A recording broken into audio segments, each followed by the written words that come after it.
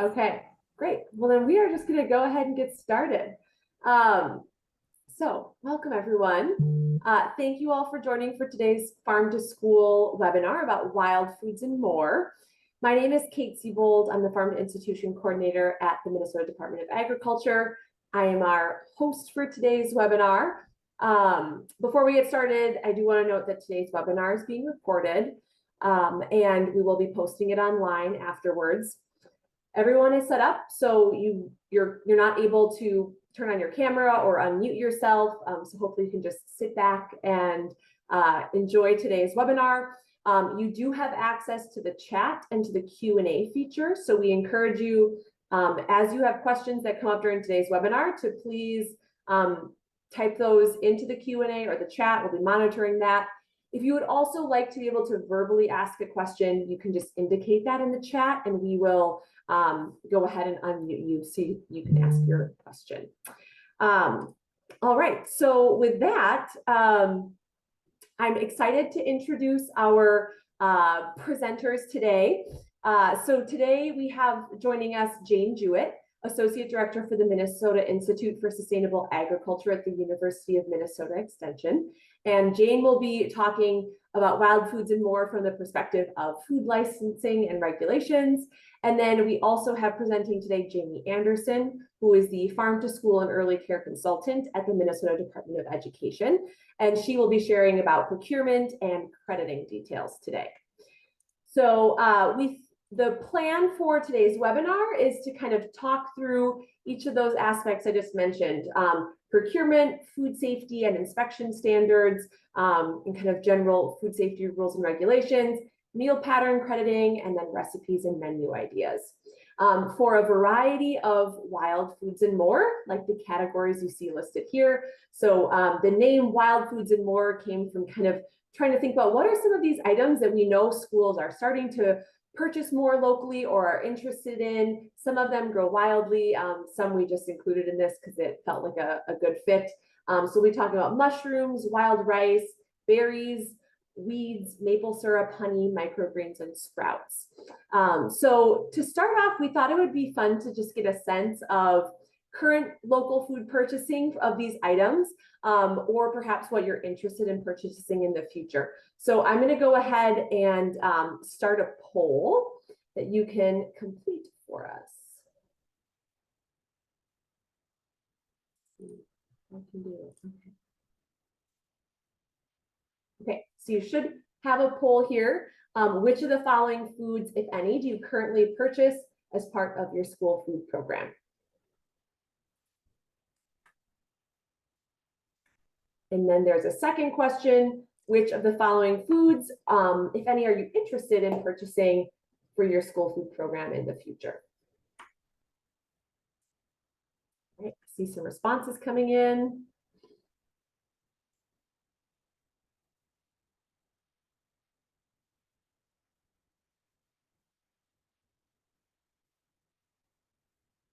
All right, looks like we've got folks that are buying a lot of these items already and are also thinking about a lot of these items in the future. So hopefully today's webinar can provide you with some really helpful information to apply to your purchasing and meal planning for local items. So I'm going to go ahead and end the poll here.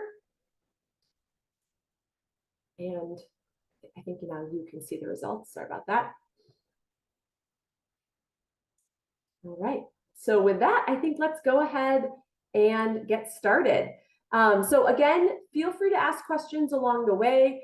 Again, you can type those into the Q&A feature or into the chat. So with that, I'm going to pass it off to Jane to get us started. Yeah, hello everybody. So we're going to start with mushrooms, which can be cultivated or wild harvested, which makes things a little bit complicated for figuring out who you can buy from and what kind of requirements they have in order to sell. So we'll get into that. Next slide.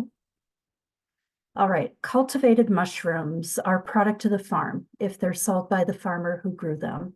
Same as with any other fresh produce, there's no license required if they are cultivated product to the farm. Next slide. If there's another entity in between the farmer and the school food service, like a food hub, that entity needs a food handler license from the Minnesota Department of Agriculture. So the only product to the farm exclusion from licensing is for the person who grew the product themselves. As soon as you get a third party in there selling it, that third party needs a license to sell it. The farmer still does not. Next slide. Okay, wild harvesting gets more complicated, so buckle up. This is detailed. Next slide.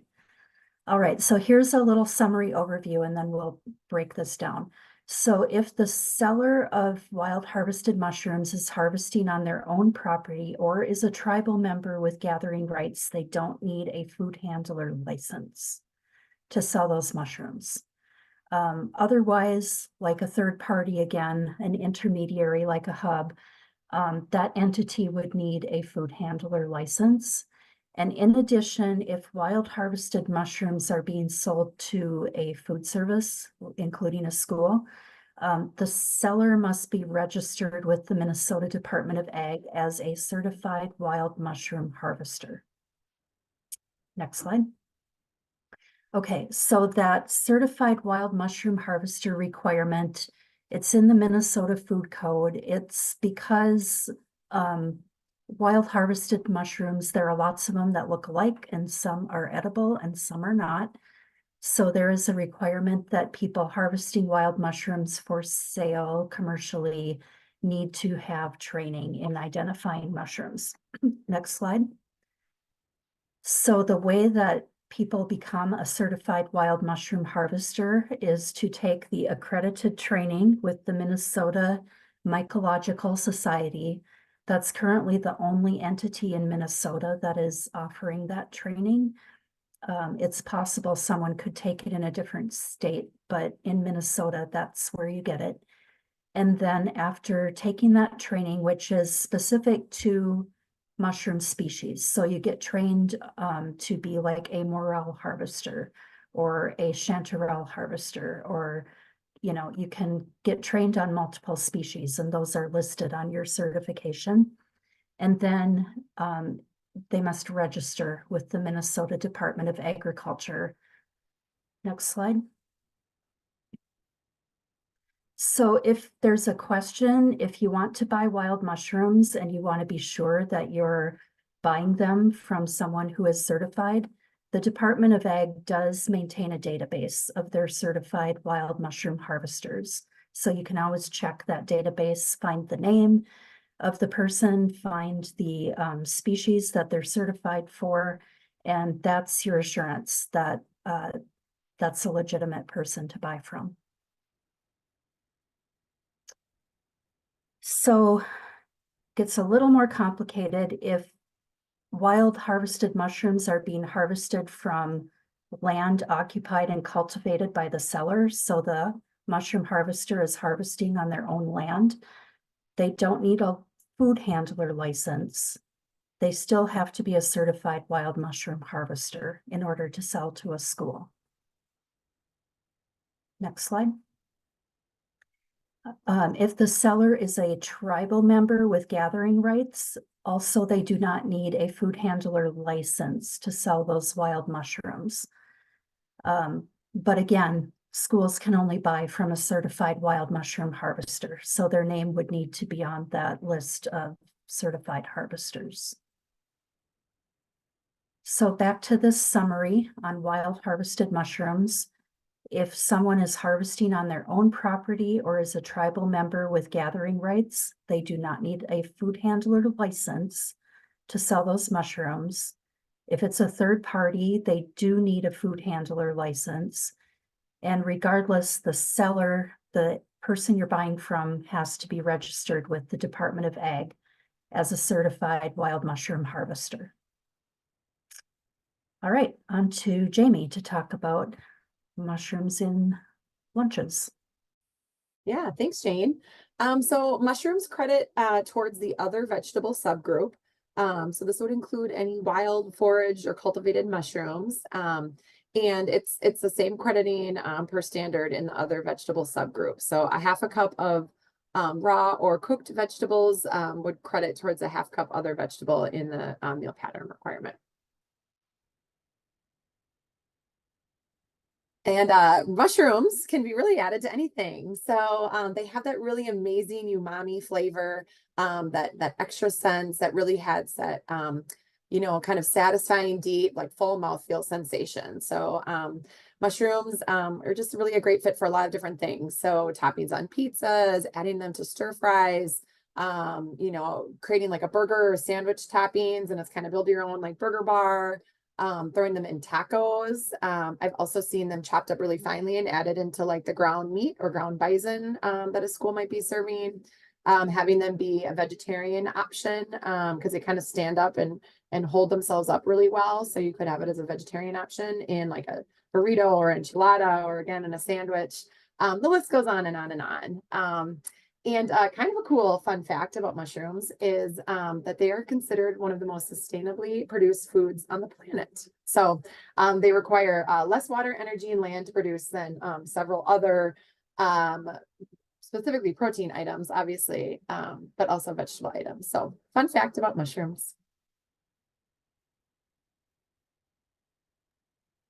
Okay, now we'll talk about wild rice, which is similar to mushrooms in that it can be cultivated or wild, and the regulations get a little complicated once you get into wild harvest. So next slide. Again, like with mushrooms, cultivated wild rice is product of the farm if it's sold by the farmer who grew it.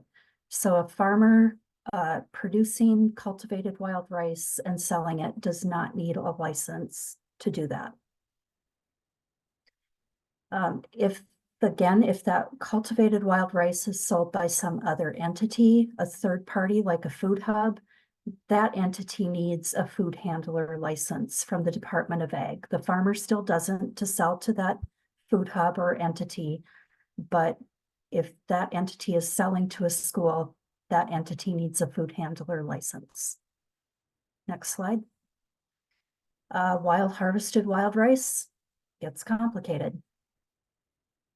So a non-tribal harvester, someone who's not a member of a Native American tribe, must have a DNR license to harvest wild rice, and they need to have a Department of Ag license for processing the wild rice, processing and sale.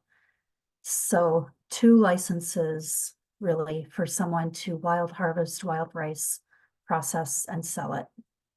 Next slide. Tribal members need to follow their tribal laws regarding the harvest of wild rice, but sale of wild rice by a tribal member does not require a license. So wild harvested wild rice by tribal members is treated as much like product of the farm. It's as if they're harvesting product of the farm and they can sell it without a license. Next slide. Okay, Jamie. Okay, so wild rice is considered a whole grain and credits to that same effect.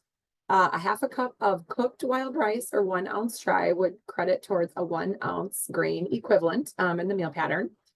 It falls kind of within that group H category for grains. So you can see it's there with your other prepared grains, breakfast cereals, all your bulgur, cracked wheat, all of your pasta shapes and sizes, noodles, any other rice dishes, things like that.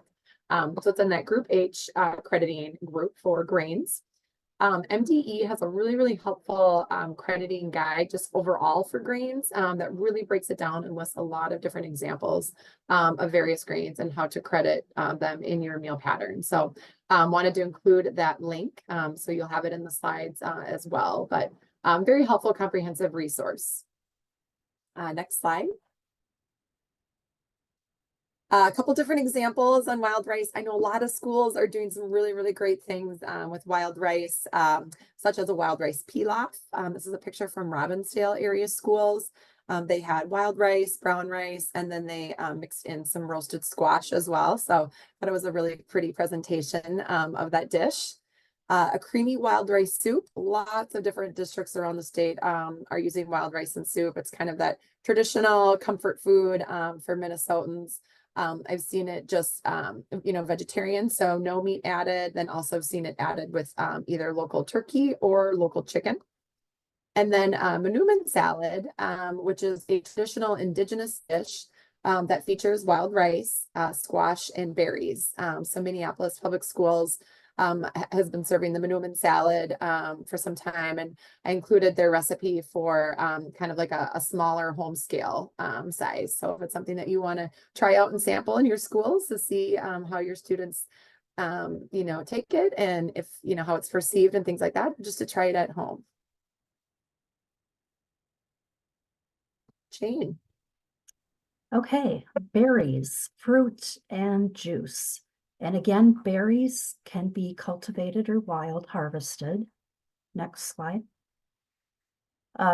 So this is getting to be a familiar refrain here. Cultivated berries and fruit are a product of the farm if they're sold by the farmer who grew them. The farmer doesn't need any license to sell their own product of the farm. Next slide.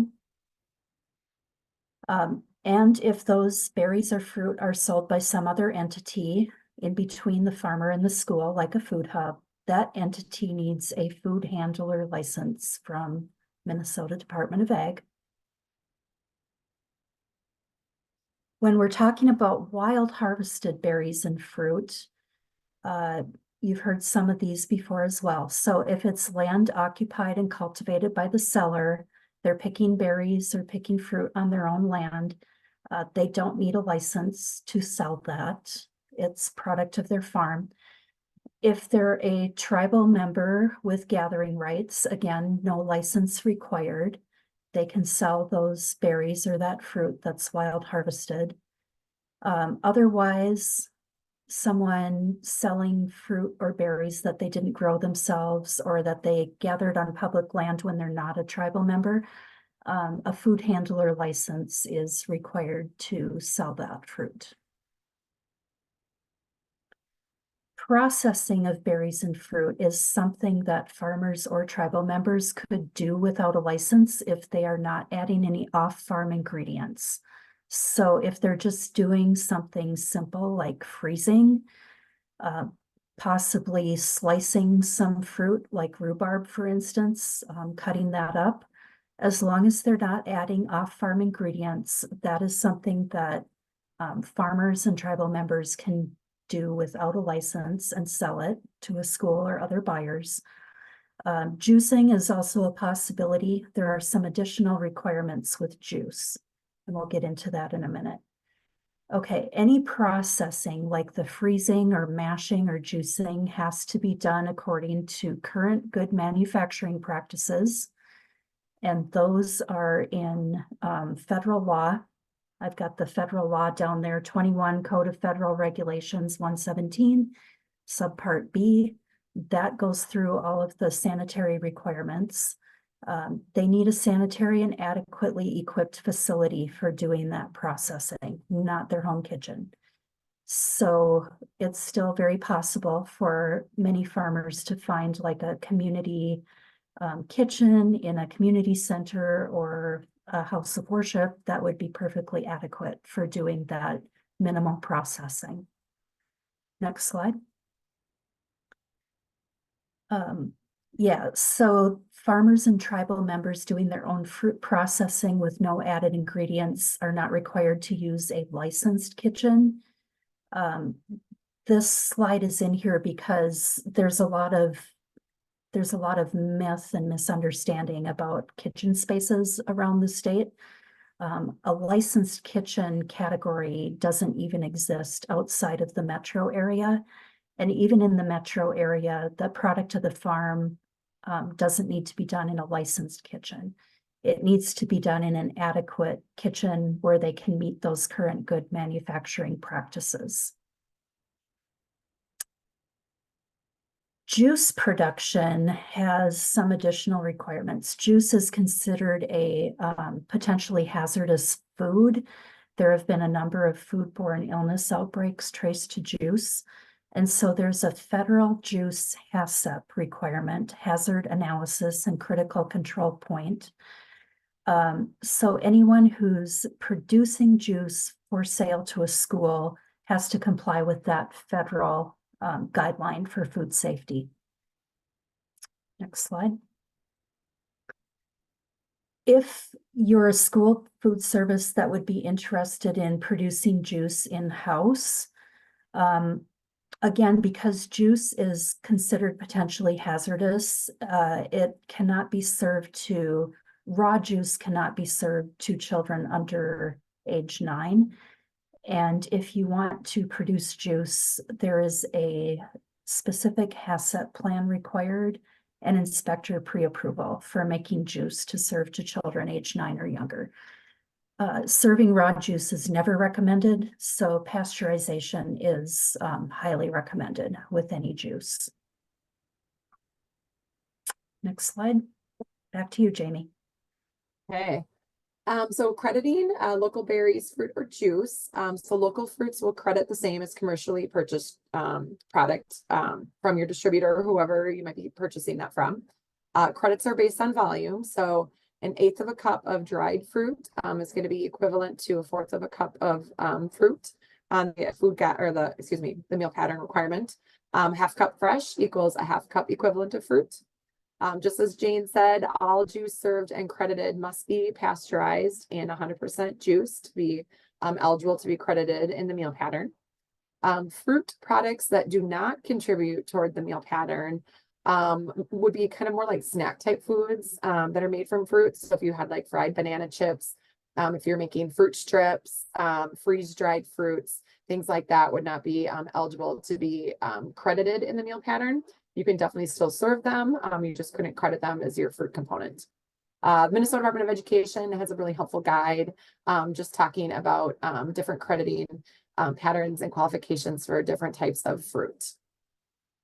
Next slide. Okay, so the University of Minnesota Extension created a resource listing some of Minnesota's wild fruits. And I thought it was just kind of a neat guide, a neat resource to refer to. They have a lot of different examples. Obviously, Minnesota can grow a lot of really great fruit products. So we have wild grapes and we have our stone fruits, we have apples, and then a lot of really unique berries. And they've listed a bunch.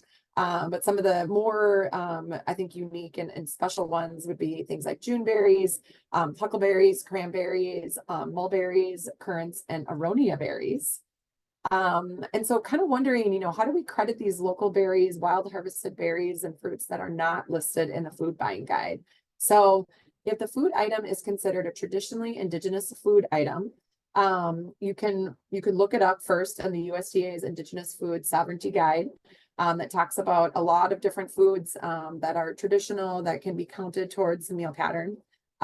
If it is a traditional food, it's not listed in the food buying guide, it's not listed in USDA's crediting guide, then you can actually credit it towards the meal pattern by using a like-minded object or like-minded food. So for example, if you're doing something like huckleberries, you could, use the same guidelines as blueberries or something of that nature. So it's a little bit of a gray area, and USDA is really working towards including a lot more of the traditional indigenous foods in the food buying guide, but it's still a work in progress. Next slide. So here's some examples of some different local berries that have been served around the state in our school food service program. Hutchinson actually had an aronia berry muffin or scone. I can't remember. I think it might have been a muffin. I apologize if it was.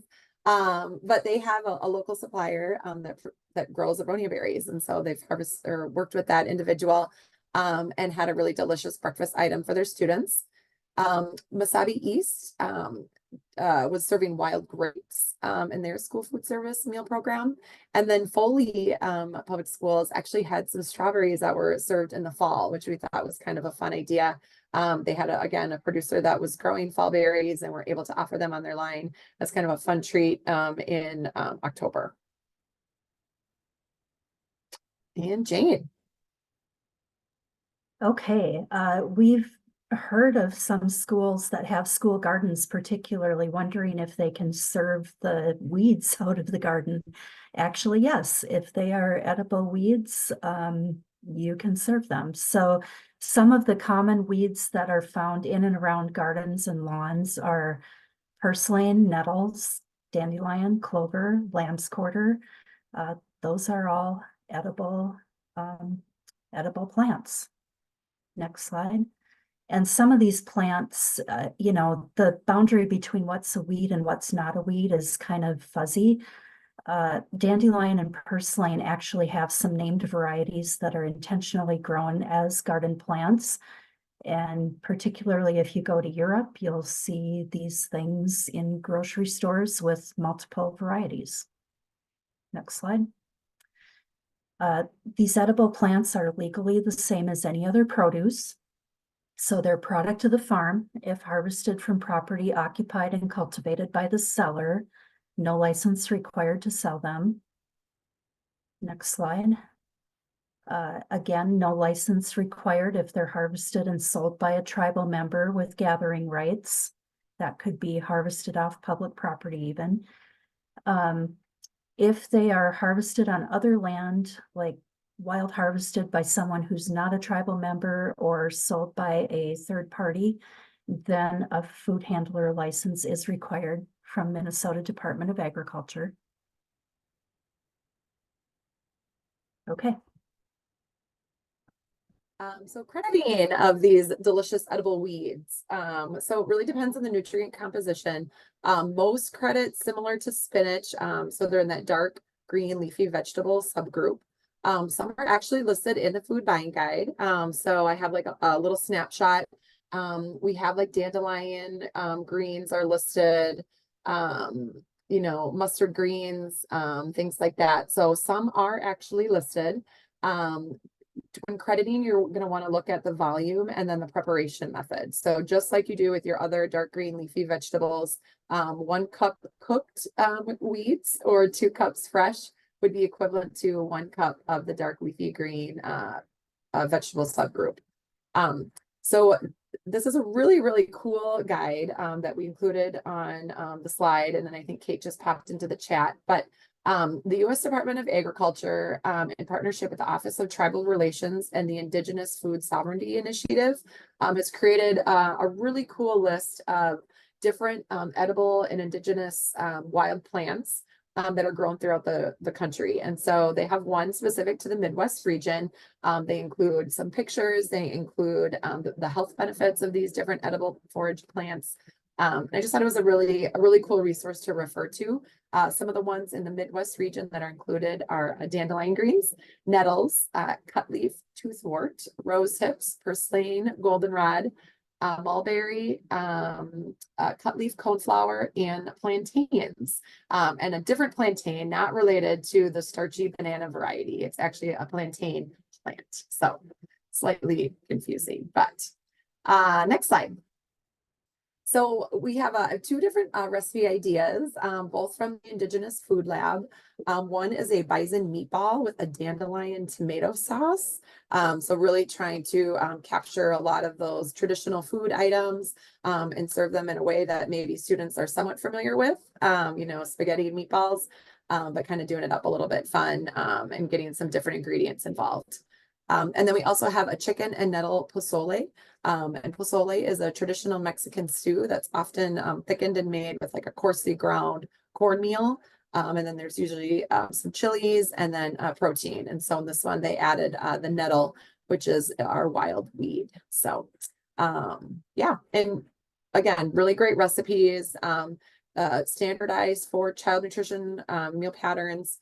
And then, if you don't have access or not quite sure if you want to get into nettles and dandelion greens, any sturdy green will suffice in any of these recipes. So you could substitute spinach, kale, chard, or mustard greens as well.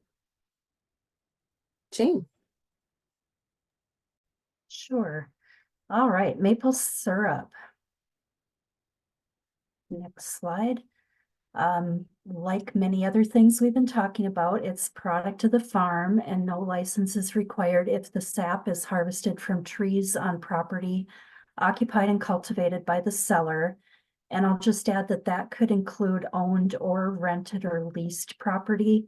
It's fairly common with those maple syrup sugar bushes that may be leased land rather than owned land, and that's fine. That's still considered occupied and cultivated. Maple syrup producers need to follow those current good manufacturing practices for processing and bottling the syrup. Next slide. Again, members of a Native American tribe with gathering rights do not need a license to collect maple sap and make maple syrup and sell it. Next slide. If a maple syrup producer is buying sap from multiple sources, which is the case for some of the larger processors, they've got the syrup processing facility and they're buying in sap from a bunch of different sources, then they would need a food handler license to process and sell that syrup because it's not their own product of the farm. Also, if they're adding ingredients they didn't grow themselves, I personally don't understand this because maple syrup is good just as it is, but some people do add flavorings like cinnamon or vanilla.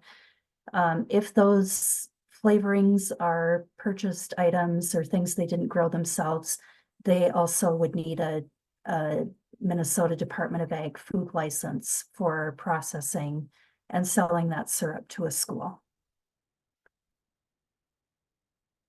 And like with the other products we talked about, if the finished maple syrup products are being sold by a third party, a food hub, or an entity other than the producer, that entity needs a food handler license to sell the products.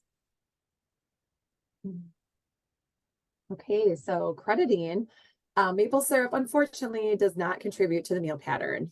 As much as kids would love to have it all the time, it does not contribute. So again, obviously, feel free to serve it, add it to different recipes, serve it on its own. You just have to make sure that it is accounted for in the weekly nutrient analysis and counting towards the dietary specifications. So your calories, sugar, fats, things of that nature. Next slide. So maple syrup is a great natural sweetener. It's an amazing thing to add to some of our roasted vegetables. We're adding that sweetener, adding the heat, and then the natural sugars from those vegetables. It really turns into a really nice caramelized flavor, kind of that golden brown finish on your vegetables. We have a picture of some delicata squash, but they're also, maple syrup would be amazing on carrots or any other root veggies. You can add maple syrup as a natural sweetener to any homemade salad dressings that you might be making or sauces. And then, of course, who doesn't love some maple syrup with some pancakes or waffles for breakfast? We have one of our school food service staff from District 196, the Rosemont Apple Valley Egan, holding up a bottle of some locally sourced maple syrup that they just procured.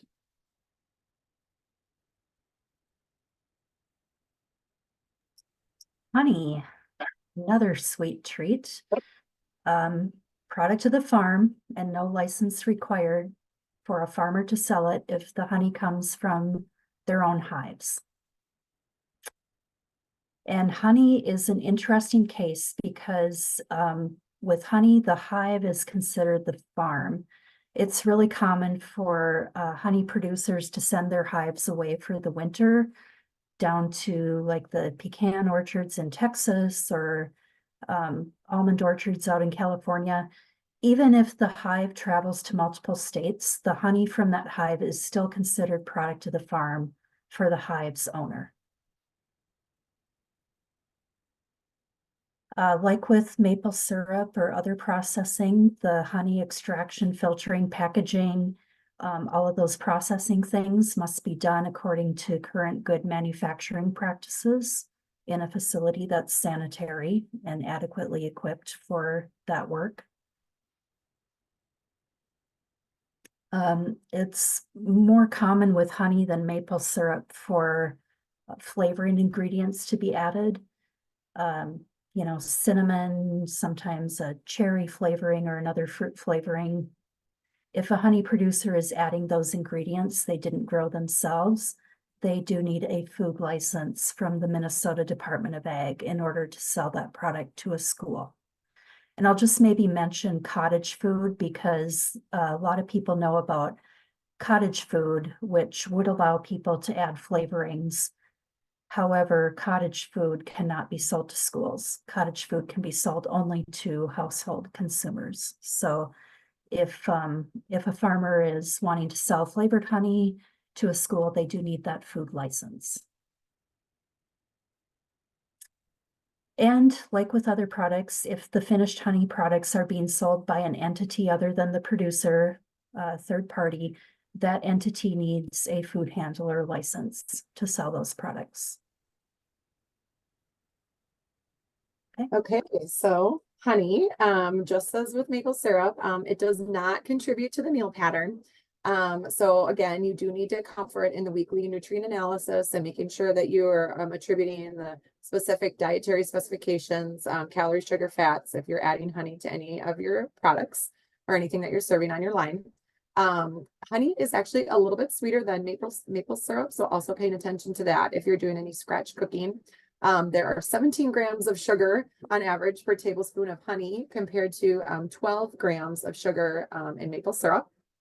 And a fun fact, honey never spoils. So it's natural biological makeup. It has a really low moisture content, high acidity, and sugar is not ideal conditions for bacterial growth. So you may have crystallization over time, which is a natural process that can occur, but it will not actually cause any spoilage. It will just turn into a crystal, and you can even still use the honey crystals in your cooking if you so choose. Okay, so some different recipes with honey. Again, sauces and condiments. It's a great natural sweetener. Honey mustard, you could do like a hot honey. I know that's kind of a popular condiment, especially these, little spice. Some kids really enjoy that. Honey on cornbread on top, or made with as a component of the cornbread. And then Prior Lake Savage Area Schools actually did a Try It Tuesday with honey sticks from Bear Honey, which is kind of a fun idea and a way for students just to really try and see like what does honey actually on its own just really taste like.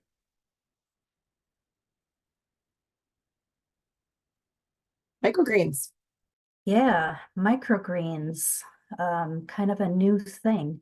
So we wanted to add this in here because there's a lot of confusion between microgreens and sprouts. And it's important to know that microgreens are not sprouts. Sprouts are potentially hazardous. Microgreens are considered to be about the same thing as lettuce. So next slide. Microgreens are grown in soil or a soil-like medium. They are harvested above the soil line, and legally they're the same as any other leafy green. They don't have a special status. They are a product of the farm if the person selling them also grew them. And again, there's no special food safety plan required for microgreens. They're just like tiny lettuce or tiny other greens. Sprouts, on the other hand, are a whole different thing. They are classified as potentially hazardous. They're grown in moist, soil-free conditions. And they are typically used with the roots and sometimes even the seed coat still attached. And that is why they're potentially hazardous, that moist growth chamber and the seed coat being attached. The seed coat is actually the source of a lot of contamination that happens in sprouts. So they're classified as potentially hazardous. They have their own whole requirements for production of them. Next slide. So if school food services wanted to grow and serve their own raw sprouts, you would need inspector pre-approval and a specific HACCP plan for that. Next slide. There are really stringent requirements for safe production of sprouts. They're still product of the farm and no license is required if grown by the seller. But if someone is selling sprouts, you should ask some questions about what their production methods are, because sprouts are a potential food safety concern. Next slide. And again, if they're sold by an entity other than the grower, that entity would need a food handler license from Minnesota Department of Ag. Okay, so microgreens do not currently contribute to the meal pattern.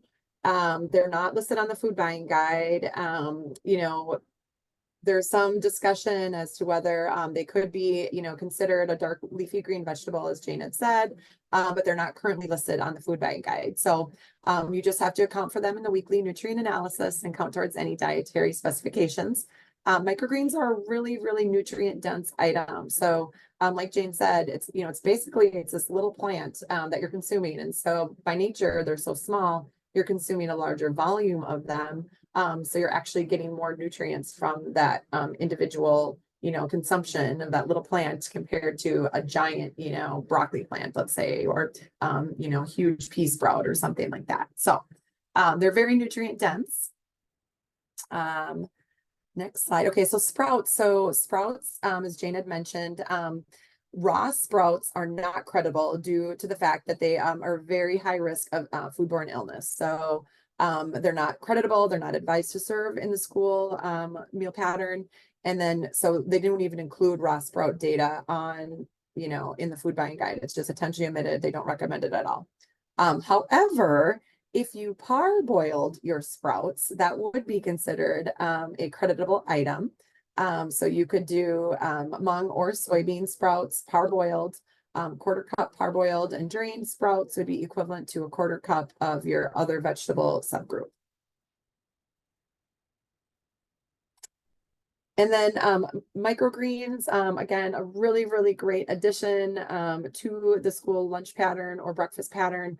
They're a great addition to your salad or garden bar. I've seen them cut up and on their own. I've seen them mixed in kind of with the leafy greens mix that students are choosing. And also a really fun garnish if you're doing a compost dish. So if you're doing some kind of a curry, or you have a Hispanic or an Asian bowl or themed dish that you're doing, it's a really, really great topping. Adds a lot of color and adds that extra crunch and some texture to your dish that just kind of elevates it a little bit.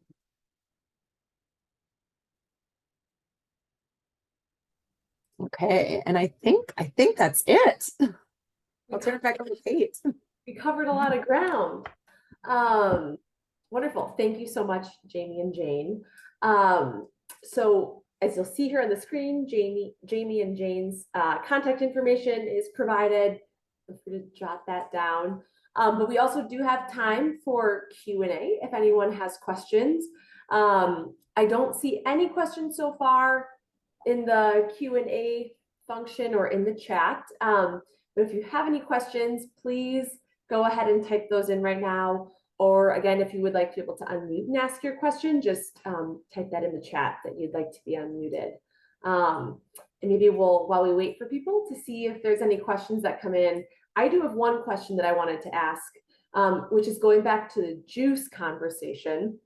And so Jane, I'm wondering, you know, we live in the land of Minnesota apples, cider, like apple cider. Is that just considered juice, or is there anything special about apple cider versus juice that schools should be thinking about? Yeah, apple cider is just considered juice, so it would be all the same requirements as for any other juice. Yeah, the need to pasteurize it, having a specific HACCP plan and inspector pre-approval if you're doing that in-house.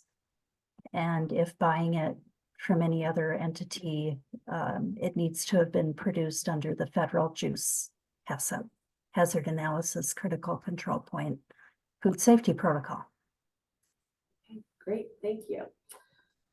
All right, last call for questions. I know we threw a lot of information at you, but hopefully it was helpful. And if you think of a question later on, please do follow up with Jamie or Jane. You're also welcome to reach out to me and I can help get you in touch with either of them. So I think with that, we're done here. And thank you so much, Jamie and Jane. Thank you so much to everyone who called in today.